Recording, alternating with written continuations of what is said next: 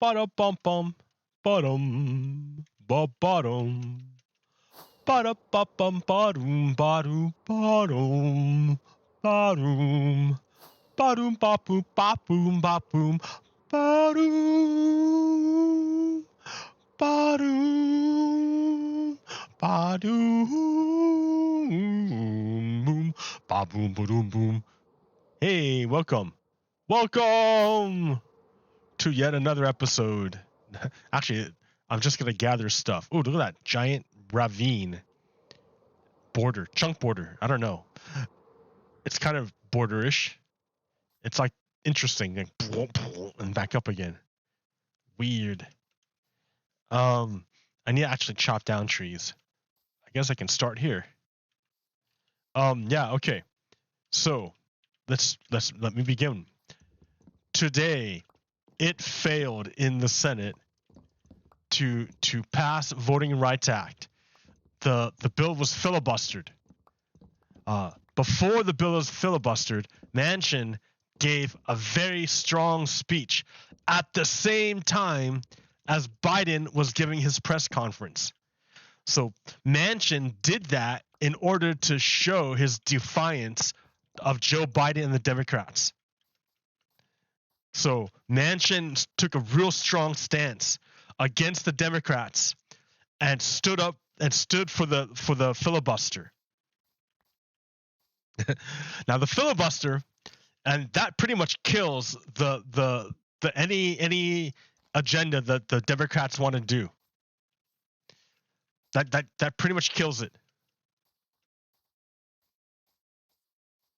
So Manchin and Sinema have just like put a fork in the Democratic agenda. They're done. They're done for this year. We're over. Like nothing else is going to be done. The only thing that can get done is Joe Biden using executive orders to order stuff done. That's about it. Now Donald Trump, he presided his presidency. He used a whole lot of executive orders, like a ton of executive orders. So Biden could just, for the last year, go all executive order, because the way it's looking now, if nothing gets done, so the point I see raised is that at the state level, in order to enact voting restrictions, you only need a bare majority. But at the federal level, to protect voting rights, you need a supermajority.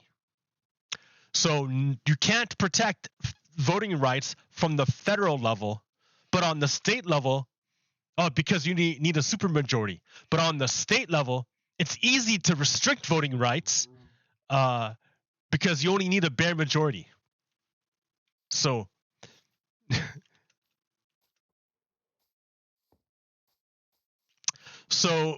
the way things are going now is that in Republican-controlled states, they're severely curtailing voting. And even in the states where they don't totally control, they tricked people into restricting their own voting rights. Let me give you an example. That's the reason why I'm even doing this show right now, because I just had a conversation with a person over the phone who lives in Nevada. And they let me know that in Nevada, they have allowed mail-in voting. You can do mail-in voting, which I'm like, that's great, that's fantastic. But at the same time, they also implemented voter ID, so a way to restrict voting. Now, this person who I help, right? I'm the person who bought the scanner. I'm the person who set it up to their computer. I'm the one who installed the software. I'm the one who they call to take over their computer to like print things and copy things and do things through my computer onto their computer over the internet, onto the scanner that I picked out for them to buy to do this stuff. That I set up the software for them, that I set up the software here, and then they call me in the middle of whatever, and I'll go, oh yeah, sure, I'll connect my computer, stop what I'm doing, connect my computer, and go print out this thing for you on your scanner. Yeah. So for this person, it's easy to make a copy of their driver's license because they just called their person, me, who hooked up their whole system to easily make copies at their home. So they have no problem making copies. Right? And failing that, they have a vehicle. So they could use their vehicle to go to a place and purchase a copy and then go back home and then mail it away. So, and they didn't see the problem with it. They said, well, shouldn't you try to verify who's mailing the ballot? Now, this person obviously didn't think it all the way through, right? If they didn't think it all the way through, and we didn't have time to get there because I kind of flipped out. I freaked out. I flipped out. I got too angry. So that's kind of why I'm doing it this way. So I'm not so angry. And I can be a little more rational. So let's work this out a little bit, right? Suppose, okay, let's come back. Suppose you didn't have a magic a person that you could just call up and who had already hooked you up with your own personal copy and scanning service. Suppose you didn't have your own personal copy and scanning service. Like, not everyone has their own personal copy and scanning service that they can just call up and have it done. Not everyone has that. Like some people do, they're really lucky, but not everyone has that. So for a lot of people, in order to get a copy, they have to go somewhere else, not where they live. They have to go somewhere. So that means they have to travel. They have to be able to travel, right? So if you have a disability, that makes it hard to travel. Sure, you can ask someone else to do it for you, but then it's no longer independent. Now you're asking someone else. Now your ability to vote is dependent on someone else. No. We're trying to be independent voting, just independent voting, right? So to vote, now you have to be able to get to travel to a place that makes copies. You have to have money. You have to be able to go there during their business hours when you can go get it done. So you have to be able to go there while you're not working, but they're still open. Okay.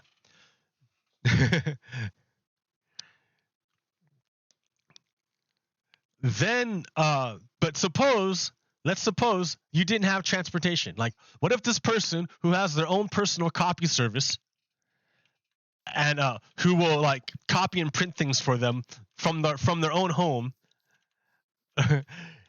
Like, what if they didn't have this person anymore to help them out? And what if they had a flat tire and their vehicle could not take them anywhere? Then what would this person do? And if this person didn't want to ask a neighbor, that is too far away. If the person didn't want to ask a neighbor because the neighbor might want something back in return. Right? If the person didn't want to ask the neighbor, then this person couldn't vote by mail. It didn't matter if they sent you a ballot because you weren't able to send in a copy of your driver's license. Well, then the question is, well, then how do they know who's mailing in the ballot? How do they know who's mailing in the ballot? Well, they don't, but you sign it. You sign it. So there's a signature. Right? You sign it. And but there's another time when they already took down your signature and your address and your ID. That was when you registered to vote. They already have your information. They already have it. That's why they knew where to mail the ballot. If they didn't have it, they wouldn't know where to send the ballot. So that's why they know where you are and they know where to send you a ballot. And then when you return it, they check your signature against the signature they have on file.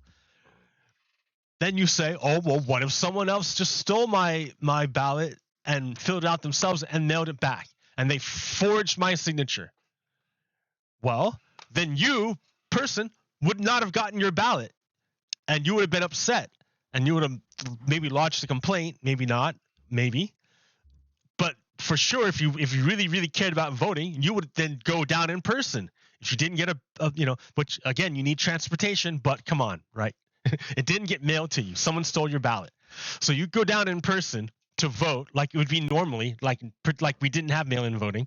You go down in person and vote in person, right? And they sign, and you sign it in, right? So then it comes time to vote, and they come, and whatever vote was mailed in is thrown out because you went in person to vote in person, and signed it. So it doesn't matter. Sure, someone could have stole your mail-in ballot and mailed it in, but it would have got thrown out because you went in person and signed it. Or you went on the internet and had them mail you a new ballot.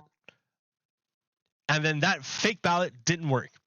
So Republicans already tried doing this around the country. It doesn't have any real chance of changing the vote. Maybe in those rare instances where the vote was decided by one vote, which was like never, like hardly ever in those little tiny small counties, maybe in the small counties. But if you do it in a small county, dude, they're going to find you for sure. So pretend you do it in a big county, like millions of voters. Well, then your four little forged votes aren't going to sway the election, and you just opened yourself up to like ridiculous amounts of like legal trouble for nothing. You're not going to sway and that's what happened, right? Those Republican voters who tried that got in big trouble, and they weren't going to change anything. If you're going to steal election, you do election fraud, not voter fraud. So voter ID doesn't really help you. And that's what this requirement is on the mail-in ballot that Nevada has, that you mail in a copy of your ID. That's like a voter ID. Basically, it's voter ID. It's voter ID. So it renders the mail-in ballot useless because it requires the person to be able to go out and get a copy of an ID, and it requires the person to have an acceptable ID. So who does this really affect? This affects poor people the most, right? Which is the point. That's the whole reason why they want to do it. They don't want poor people to vote. They don't want poor people to vote. They don't want minorities to vote, and minorities tend to be poor. That's the whole point. You've got it. That's right. The only people who are really bothered by these restrictions are poor people. People who don't have vehicles, to just go and get a copy. People who don't have their own personal copy service, their own person, like they can call up on the phone and go, "Hey person, can you make a copy of me? Take over my computer for me." They don't have people who can do that. "Hey person, can you come to my state? Tell me what hardware to buy. Can you install this hardware for me? Install the software, learn the software, then teach me how to use the software. Then, anyways, after I forget how to use it, I'll call you up in your state. Then you can take over my computer and use the software that you all hooked up for me to make a copy of my ID."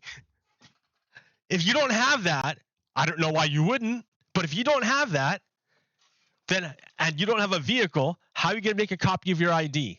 You have to ask someone. It becomes more and more barriers. It's only a problem if you're poor, and if you don't care that poor people are excluded from voting, then it's not a problem. But what kind of people think like that? What kind of people are the people that go, "Oh, I don't care if poor people can't vote"?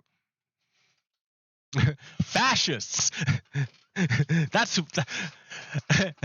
And Republicans, same thing. White supremacists.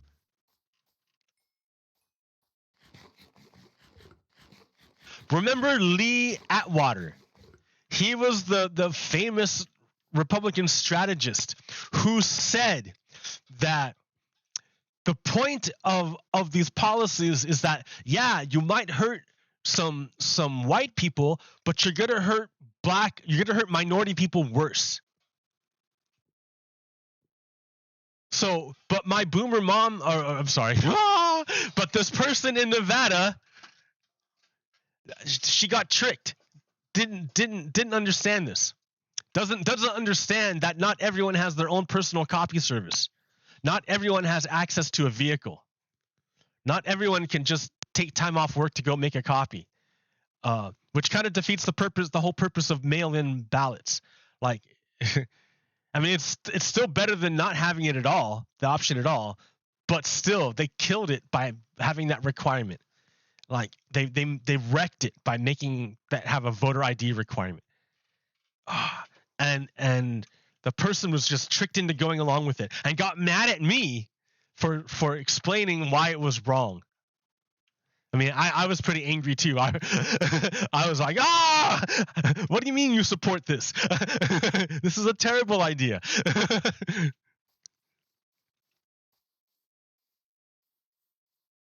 Yeah, voter ID is a bad idea. It's a way to stop poor people from voting and minorities from voting. That's the whole reason. That's why Republicans want it, because Republicans are inherently anti-democratic. Republicans are antagonistic to democracy. They don't like democracy. So they do whatever they can to stop it. And if voter ID will stop it, that's what they'll do. And they just trick people into going along with it. And like don't feel bad, right? Like, it's easy to get tricked. I got tricked too for a long time. I got tricked. I'm like, what's the harm in requiring voter ID? Yeah, it took me a while to understand that not everyone is like me. Not everyone is as lucky as me. Right.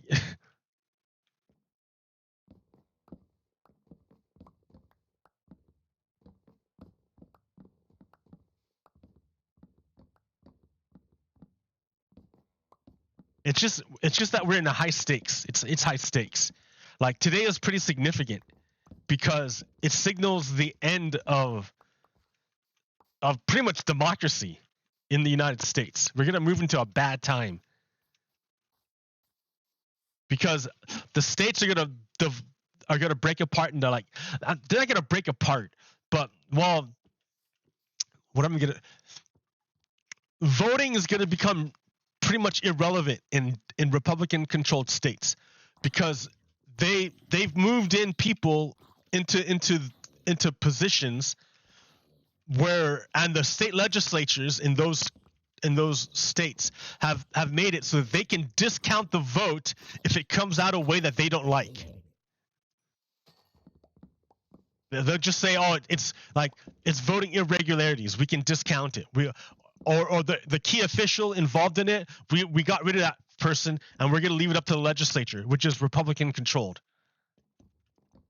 So, like, they're already geared up to utterly end democracy in these states. Like, it's already happening in Florida. It already happened in Florida. Florida passed a law by a supermajority of its voters to re-enfranchise ex-felons.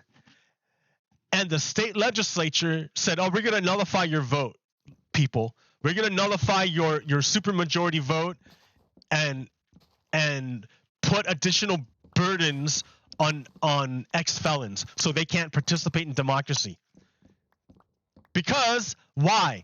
Because ex-felons tend to be minorities and Republicans are white supremacists.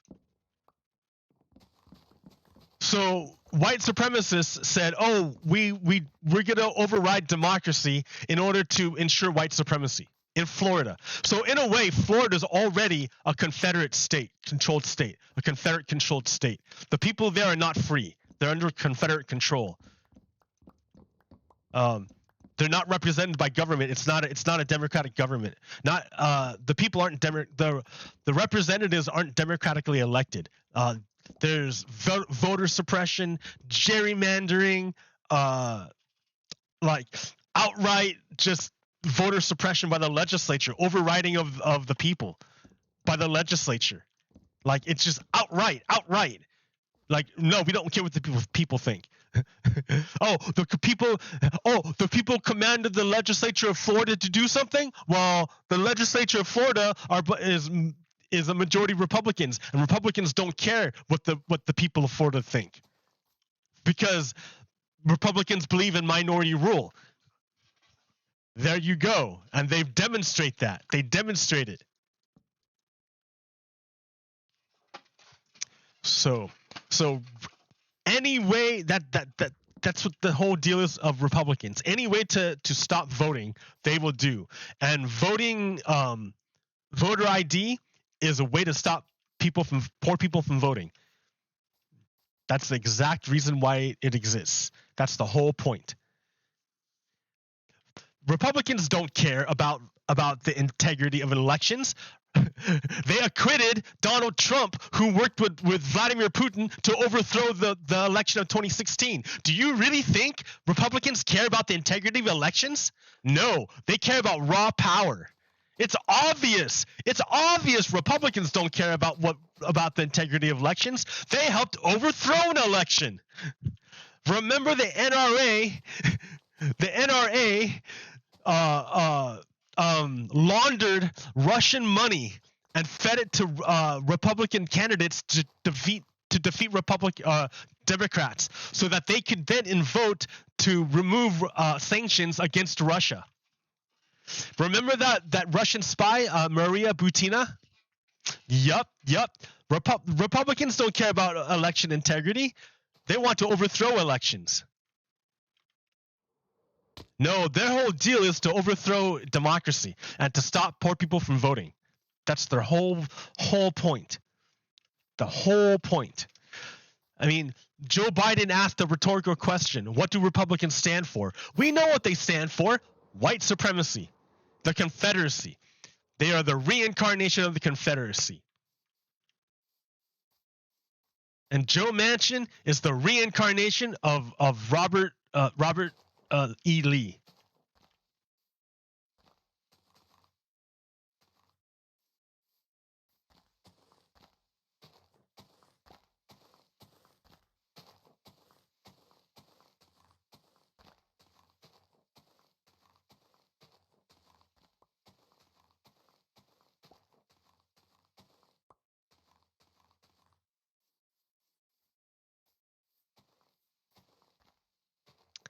Yeah, things are bad. It's pretty bad. It's pretty bad. So Biden, in his speech, was saying, like, he gave a long press conference. It was super long. Like I think Manchin timed his deal to conflict with Biden's speech, but Biden went for like hours. He went forever on his press conference. Dude went forever.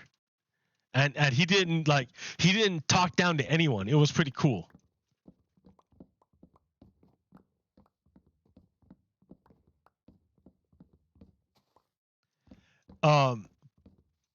But Manchin timed his speech to try to override Biden's speech, and it failed. But Biden asked in his speech the rhetorical question, what do Republicans stand for? White supremacy. He can't say it because he can't talk down to people because he's president. But I can say it.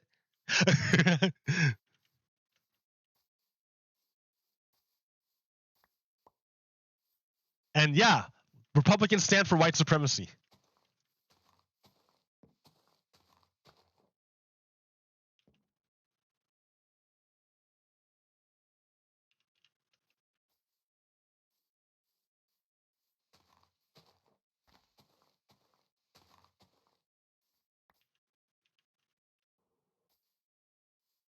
All right, here, let's see. I'll clean up here a bit.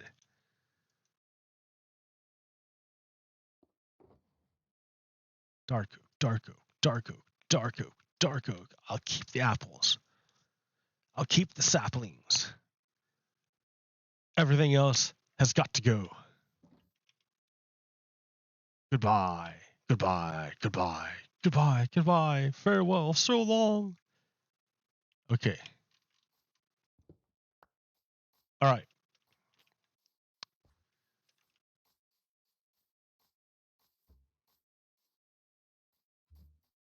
So then, where was I at?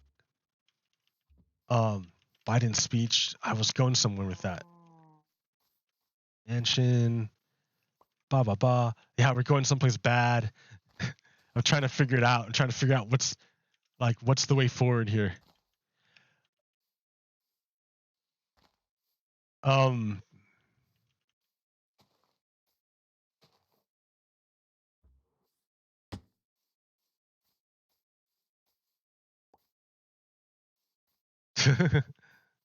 I don't know.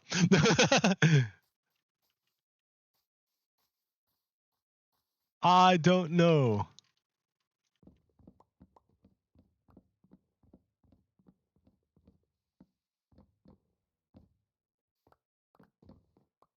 I don't know.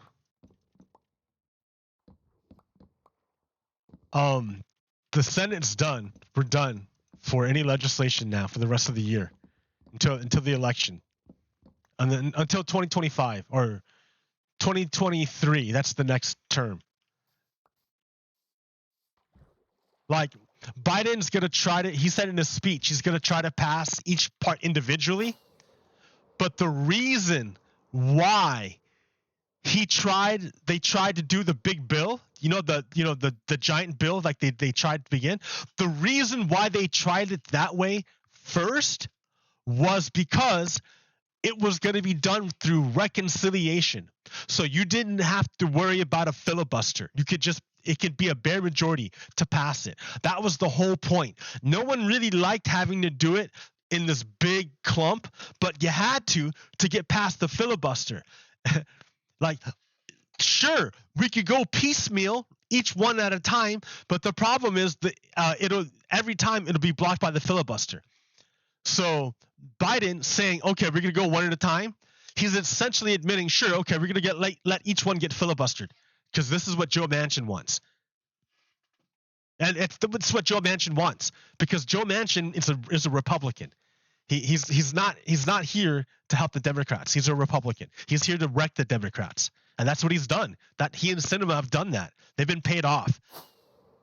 Like somewhere he thinks somehow Joe Manchin thinks he can keep his security during the Civil War. Same thing with Sinema. They think that like being members of an insurrection will keep them safe during the Civil War.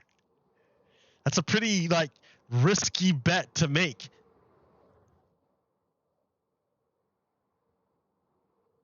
Like, do you think the other side are ever going to accept you? Do you think Republicans are ever going to take you in, Joe Manchin? Like, you're betting that they will. You're betting that they'll protect you during a Civil War.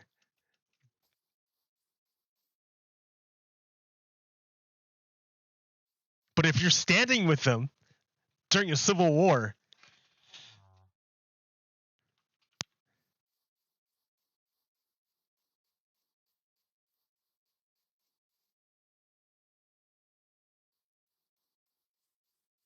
I don't want a Civil War. Civil War would be real bad.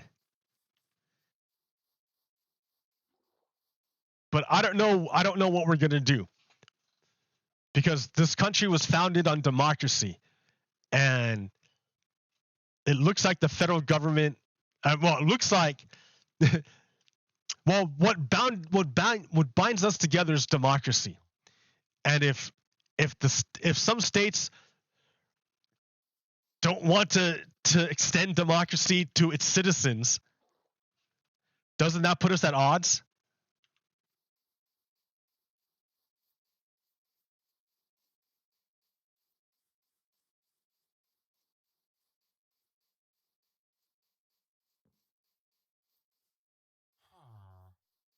Huh.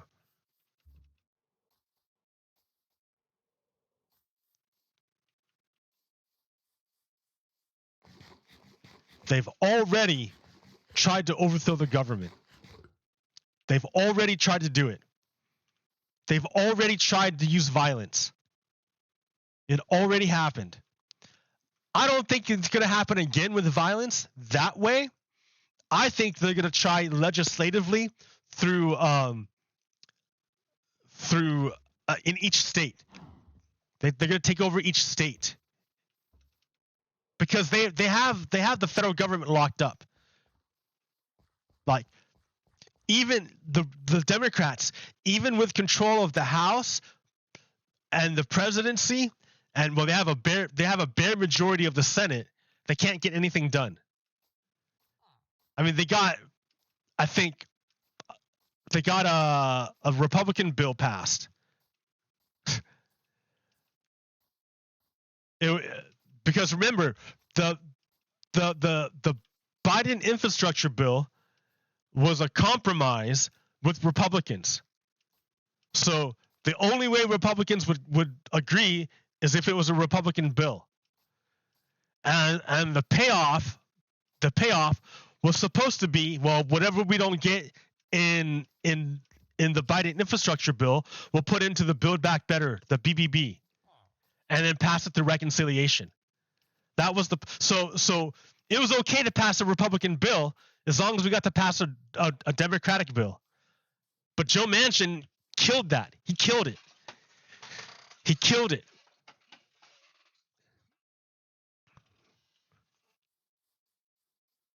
Joe Manchin killed the deal. He's like, yeah, no, I'm gonna renege on the deal.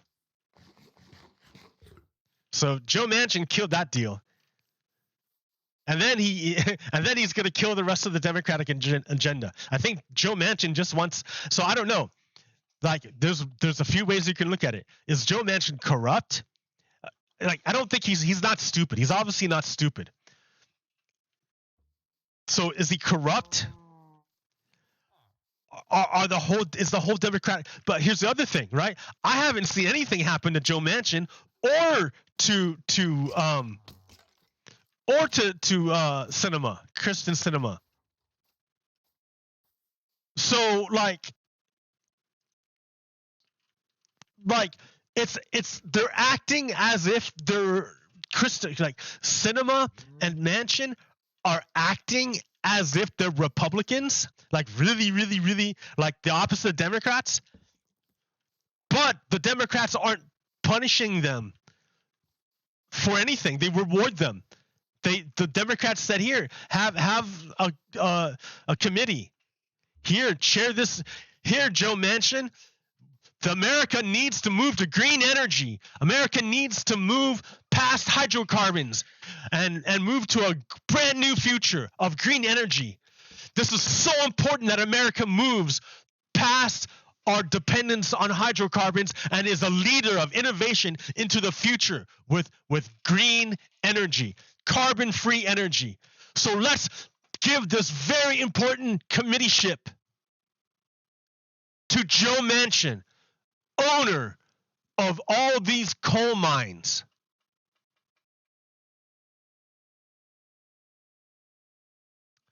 Man, I'm thinking maybe it's like a good cop, bad cop deal that the Democrats got going on with Joe Manchin and Sinema. Maybe they're actually on the same team, like for real. Both of them don't want to pass this bill. They don't want to do anything. They want to help take over the country, the white supremacist part of the country. But they have to do it in such a way that I don't know, that it looks like one side is trying to help you out, like good cop, bad cop. So Manchin's like the bad cop, like rah rah rah, and Joe Biden's like, oh, I'm sorry, I can't do anything. I'm trying to help you out, but my partner won't let me, huh? But in the back room, both of them like, yeah, no, that's cool, dude. Joe Biden's not gonna cancel student debt, even though he could,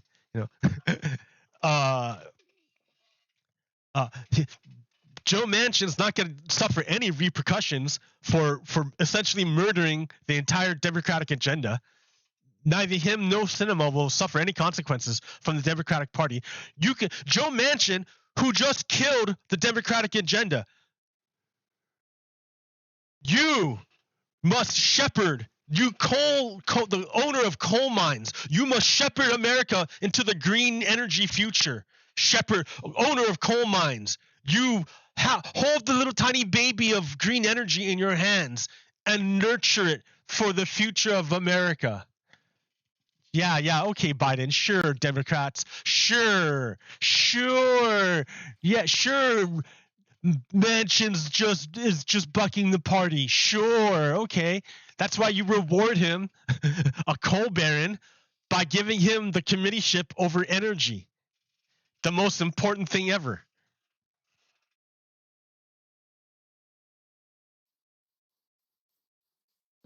Yeah, that then like I think, all right, then what am I doing?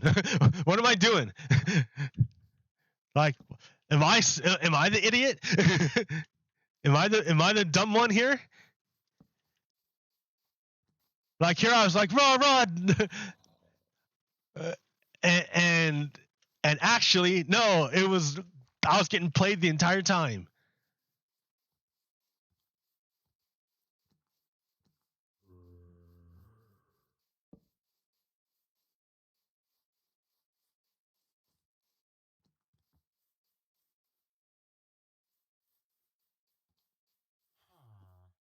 See, zombies, dude. That's why I have this village. This is the only villager left alive. There's no other villagers in this village. And I had to break all the stuff here so that they couldn't come up here. Because they would murder the only villager left in the whole village. Look at the whole thing. It looks nice, right? It looks pretty. But here, let's go check it out.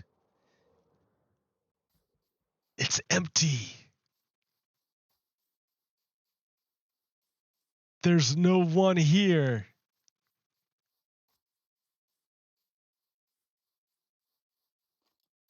But there's skeletons who want to murder me.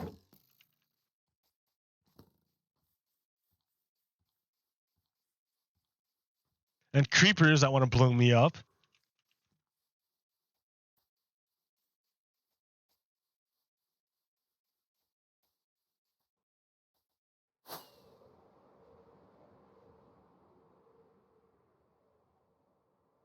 So yeah, this guy is the only guy left. I lit up the entire plateau where he lives, and I locked him in here. He's stuck. But he also won't die. So I have to leave. He has to be here until I can transport or another villager or find one to cure. And then I could repopulate the village. But before I repopulate it, I have to rehabilitate it. Look, it's all like it's empty. And if I get people in here, they'll die. Hey, Chanti, what's up? How you doing? I was just lamenting the state of democracy in the United States.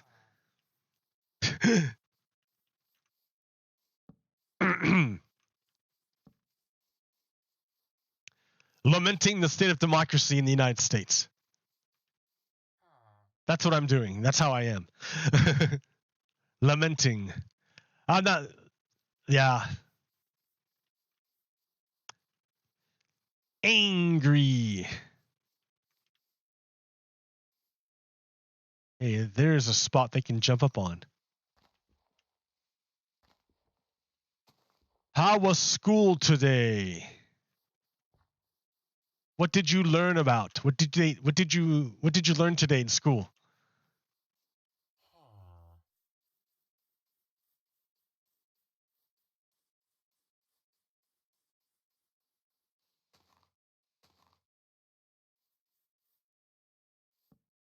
Bed is too far away. Bed is too far away.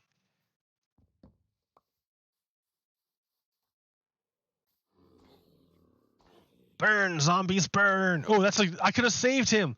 That's a villager. Can I still save you, dude? He's like, no, you can't. I must come into the light. Well, here. Come on up. Oh. Oh, well. Another time. For now, I must chop down trees.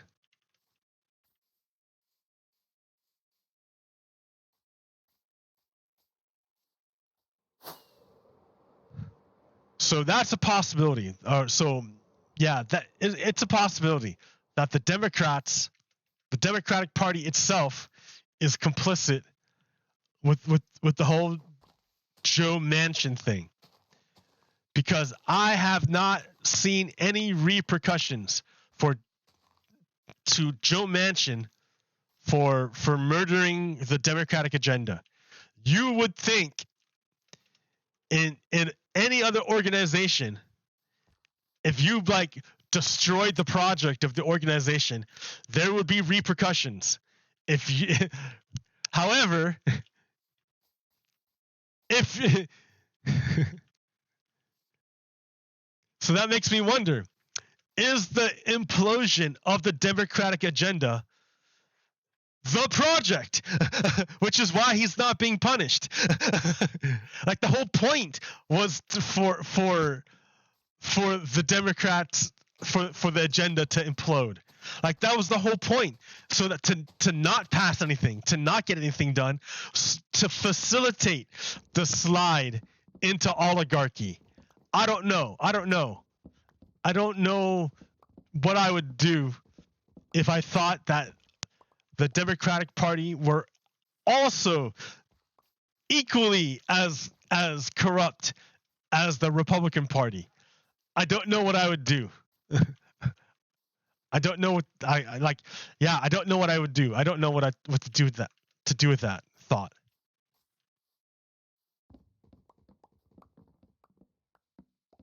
I mean, I know there's some good people, right? I mean, like, I believe in Bernie Sanders. I believe in Ocasio-Cortez. I believe, those are good people. I don't believe that they would willingly participate in a cover-up of a fascist control of the Democratic Party. I don't think so. I think they would not belong to that organization if it were like that.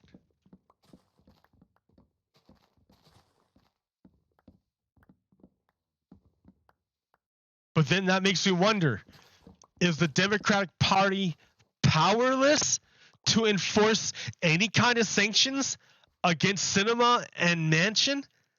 Does the Democratic Party have no power, like, over its own members?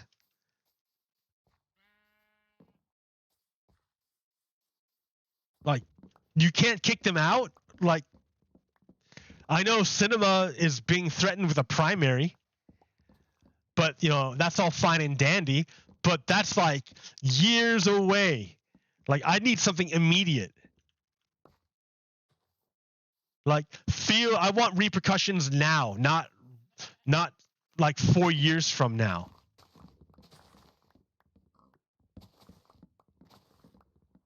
Well, I mean, because this is like the last hurrah, I think. This is like, all right, well, like, we didn't get voting rights saved. Like, they killed voting rights, and the Democrats couldn't get the voting rights back. The Confederate controlled states enacted voting restrictions to cement their control over those states. So those aren't going to change anytime soon. Right? We've cemented minority rule in the Senate, so that's not going to ever change. No matter what, it's always going to tilt toward the Confederacy. So, like, it seems like the system is, like, irrevocably broken at that point. And that it almost seems like you need to start over again. But to say that is going to mean, like, a whole lot of pain. And the problem is that, I don't know, are white people ready? I think that's what it comes down to. The history of the United States has been the history of white people becoming civilized. And maybe it's all people to a degree, but by and far, it's white people. Because they're the ones with the power in a white supremacist system. Like, white people are the ones with the privilege. Like, I was reading a tweet today about a black author who was explaining that the Civil Rights Act wasn't passed for black people. It was passed for white people. Because as a black person, that black person knew that knew that they were also a human, and as a human, they had the right to go into public places. But white people didn't understand that. They didn't understand that black people were human. So whenever that black person tried to go into a public place, white people tried to stop him. So some people had to get together and pass laws to tell the white people, no, you can't stop black people from going into public places. They're human. You can't do it. Yeah. So the Civil Rights Act wasn't passed for black people. It was passed for white people because white people didn't understand that black people were human. And that's still the problem today in a lot of ways.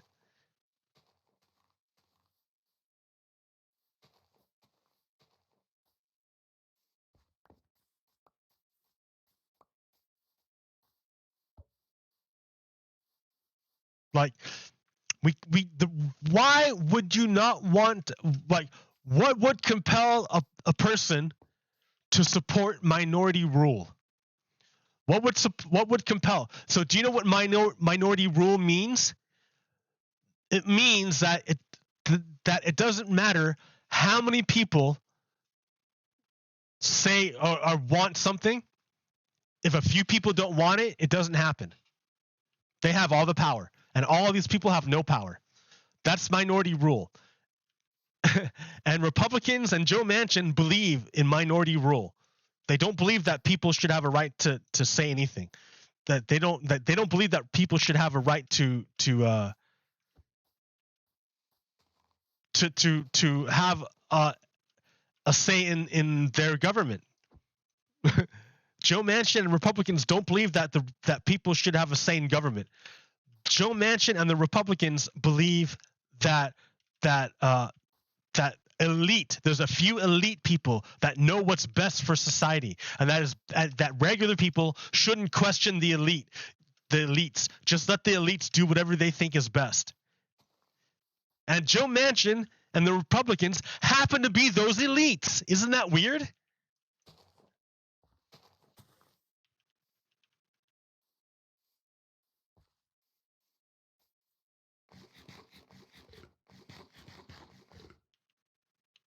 I need more food.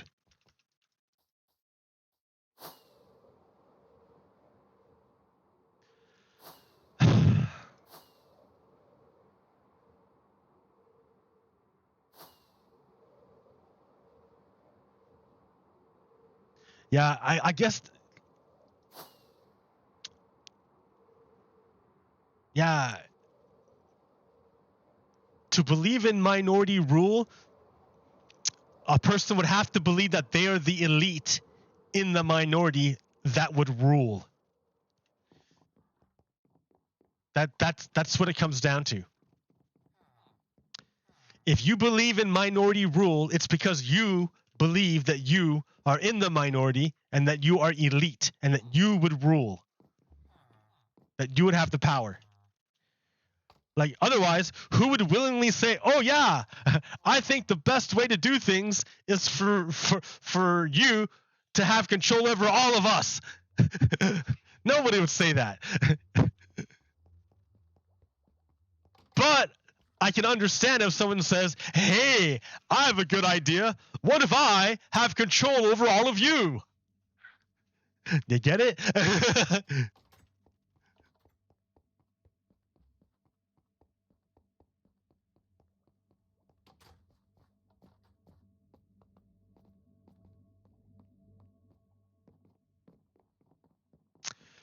But yeah, so Republicans and Joe Manchin are enemies of democracy. They don't want democracy to happen. So they try to find whatever ways they can trick people into giving up democracy. And one way they have chosen to trick people is with voter identification laws. Those laws are totally redundant because they only serve to stop poor people from voting.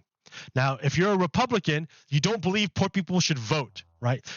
Like, if you believe in minority rule, like Joe Manchin and the Republicans, then you don't believe that poor people should vote because they're poor. So obviously they're not elite. So they're not good enough to vote. They're not good enough to have a say in government. Joe Manchin and the Republicans believe. So therefore, you want to pass laws like voter ID. That way, it stops poor people from voting. But you don't believe should vote anyways, right? Because you think that they're lesser than the other people. And that just kind of gets to the idea of minority rule.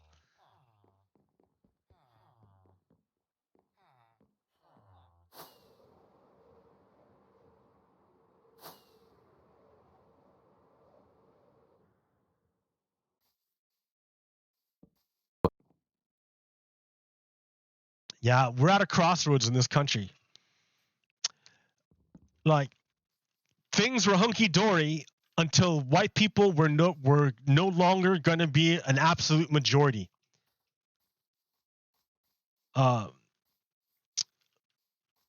Like, once that started, once white people were not going to be an absolute majority, the white supremacists started to freak out and said, well, I know we were pretending to do this whole democracy thing, but once white supremacists realized that white people would no longer be an absolute majority, white supremacists changed their minds and said, hey, we no longer believe in democracy.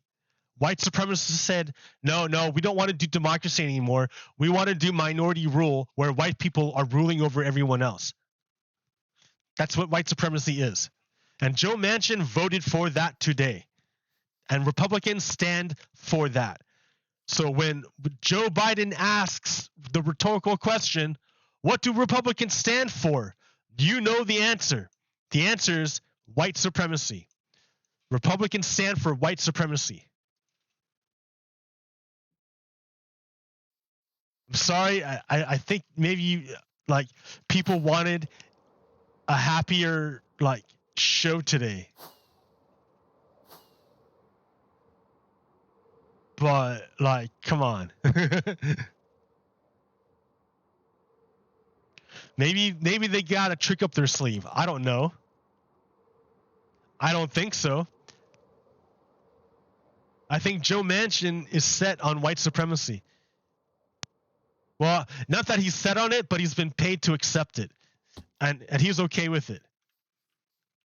Because he too believes that poor people are lesser than and shouldn't have a right to vote in society, in government. That's what Joe Manchin believes. He doesn't really believe in democracy. That's what his actions and his words say. His words and his actions tell everyone that he doesn't believe poor people should have any kind of participation in government. They shouldn't have a voice in government.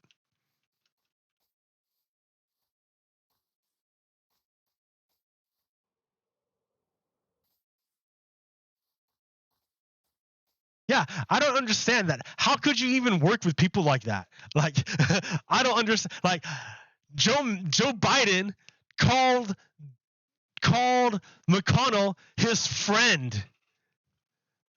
Like, how can you do that? McConnell is a Confederate who would kill you if he could. How could you call him your friend? He's a white supremacist who's trying to overthrow the government. How could you call him your friend? I mean, if he's really your friend and you're not lying, then why are you friends with a white supremacist? How can you be friends with a white supremacist? Do you have other white supremacist friends? Who are your white supremacist friends? Do you get together? Do you talk a lot?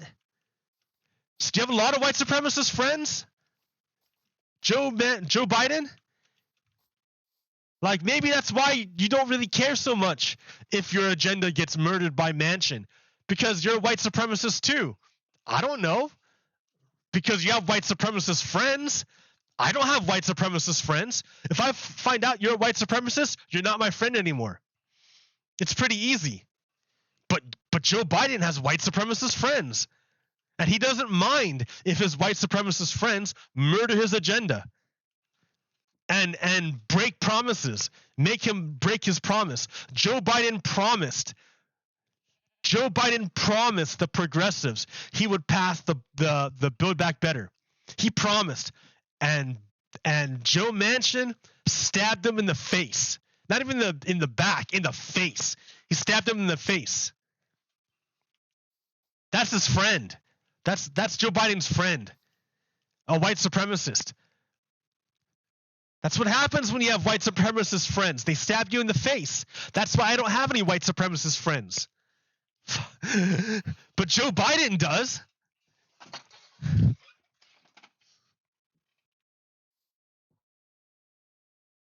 need food. That's why I was going back.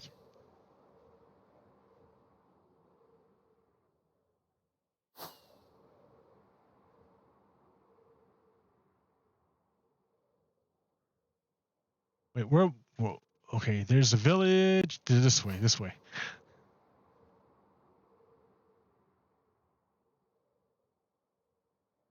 I'm cruising. I'm gonna see how far I can glide. You ever play that game on the Super Nintendo called Pilot Wings?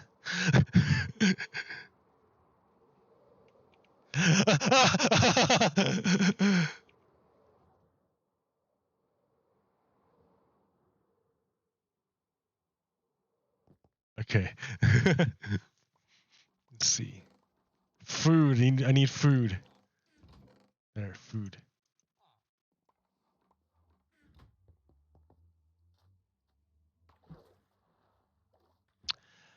Yeah, I don't know. It's like, I think it would help the Democrats if they would just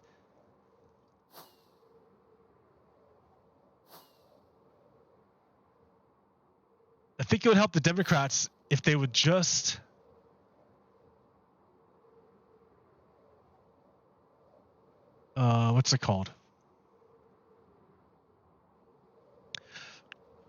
Just call it like it is. Stop pretending.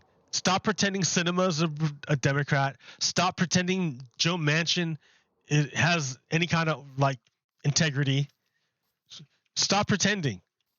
Play hardball for real. Play hardball.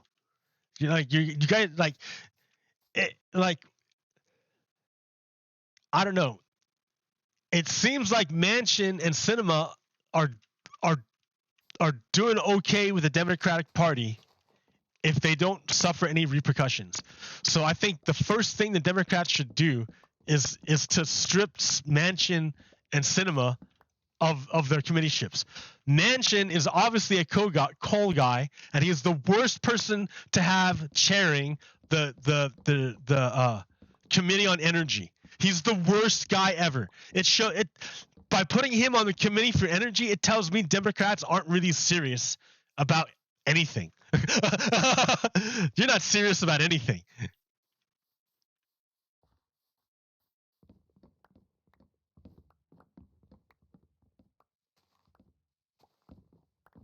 I mean, why not appoint Donald Trump to be chair of the Ethics Committee?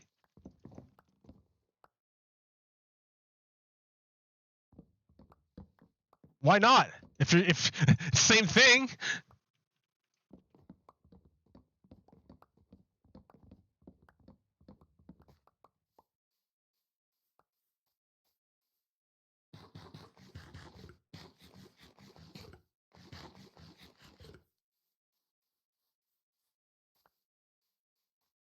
Now, lack of repercussions on Manchin and Sinema reinforce the idea that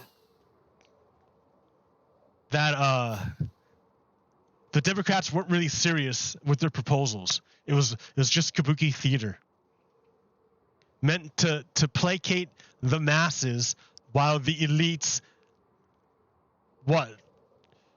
continued burning oil? I don't know. Did you hear France today? France floated the idea of creating an EU-Russia pact. What? Oh, Minecraft. Yep, Minecraft crashed. Yeah, France floated the idea of an EU-Russia pact, and that's security pact. That's ridiculous. That's like crazy. That's crazy talk. Like, why would Macron say that? It sounds utterly crazy for Macron to say that. Like, I guess Macron must be pretty angry that they lost the sub deal, because Australia announced that it was going to buy. Well, I guess it told France it was going to buy French subs, and then it changed its mind and said it was going to buy US subs. But they didn't tell France that. So France is pretty angry. France is pretty angry. So it could be France is floating this idea of an EU Russia alliance just to piss off the United States because of the sub deal. I mean, I think that's pretty crappy of Macron to do that, because that threatens like the security of everyone. It's not just like, now it's not just between France and the US and Australia. Now it's between like all the NATO members. Now Macron's involving the whole NATO members by doing this EU pact. And that kind of sets up for like, well, isn't this kind of what set off World War I? All these like alliances, interlocking alliances. Like, what if EU makes a security pact with Russia, but Russia attacks the United States? Does EU honor NATO, or does it honor its security pact with Russia?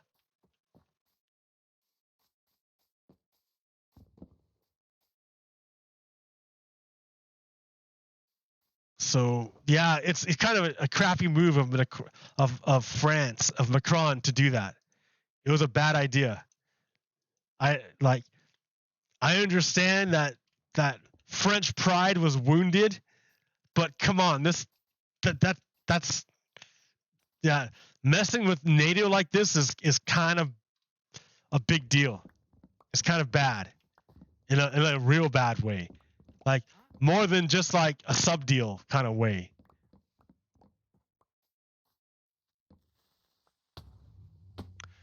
Creeper, dude, look at that creeper. Oh my god. Uh-huh. Oh, there's a guy in there.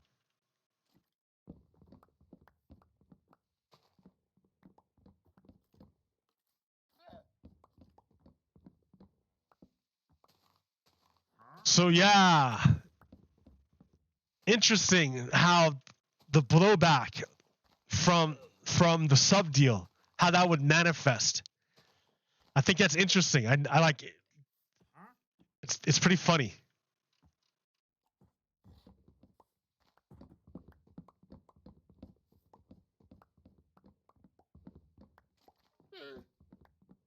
Like, the USA thought it got away clean by poaching France's deal. And now the French are threatening to mess up NATO. Oh, dude.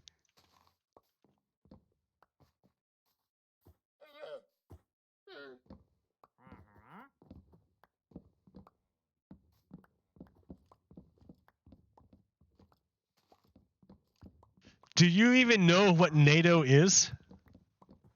Or anything? Anything of anything like I'm talking about?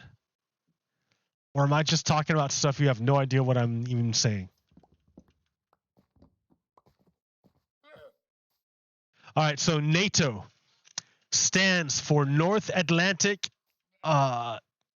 Trade Alliance. So after World War II,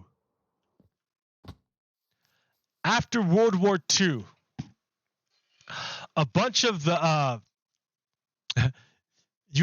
after World War II, Russia took control of a bunch of countries, like all of Eastern Europe and part of Central Europe, and got all the way up to Germany, half of Germany.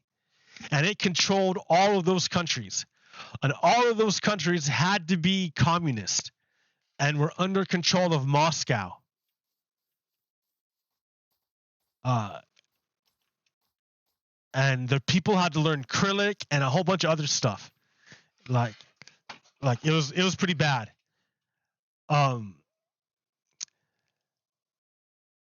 But the USSR, the Soviet Union, was like a real strong power, and in order to counter this gigantic bear, like here, let me show you on a map.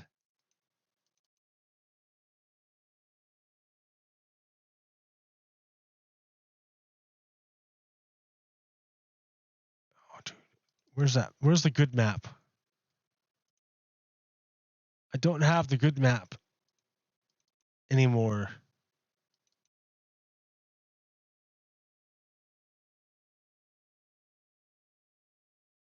Okay, here, this one. So Russia is right here. And these are all its stuff. After World War II, it came up to about half of Germany. It wasn't back here. It took over all these countries and came up to here. So these guys were afraid. They're like, "Oh my God, look how far up Russia's come. We're afraid for our lives. We're afraid.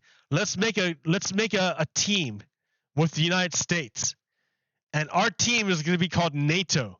And if the USSR attacks us, any one of us, we will all defend each other."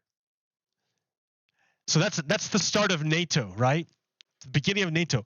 It was there to stop Russia or the USSR from eating the rest of Europe. Okay, but then the USSR collapsed and Russia went back to being Russia, just Russia, just this part. And all these countries here became free again, and they all started doing their own deal. They're all free again. They're not under control of Russia. Okay, but now Putin is threatening war again. He's threatening to take over this country. He's already taken over this country, and he's trying to control this country here. And he is trying to take over this little country right here. So yeah, it's all over the place.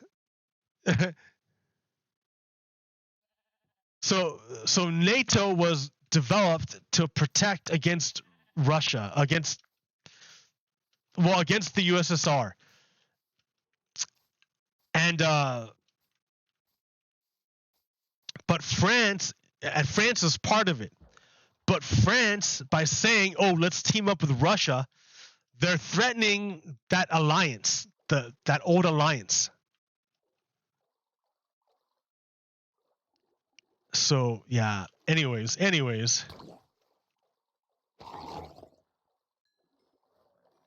I can't breathe. The ice. I can't breathe. The ice is everywhere. I can't breathe. There we go.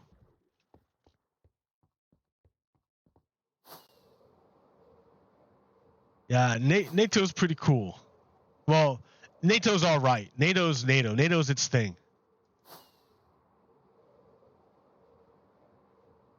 Oh. But it's got a bunch of countries in it now. It started out with just a few countries. Now it's got a bunch of countries. And it pretty much means if any one of those countries gets attacked, that means they all get attacked. And they all rush to defend.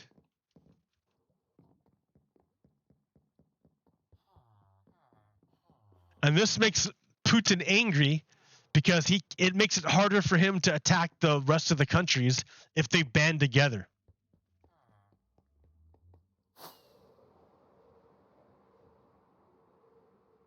But yeah, so how long I've been going for an hour. I think that's okay for now. I got a little bit more dark oak. I can work on the roots then tomorrow. The roots are on fire. No. Because these roots do not look like roots at all. I got to work on it. And then the back side looks like a building. And like it looks ugly. I gotta work on that. But now I have lots of wood, so I can do it. I have wood. So, okay. Thanks for hanging out. I think I'm done. Voter ID laws or voter suppression laws. All right. Peace. Bogokuro out. Stop.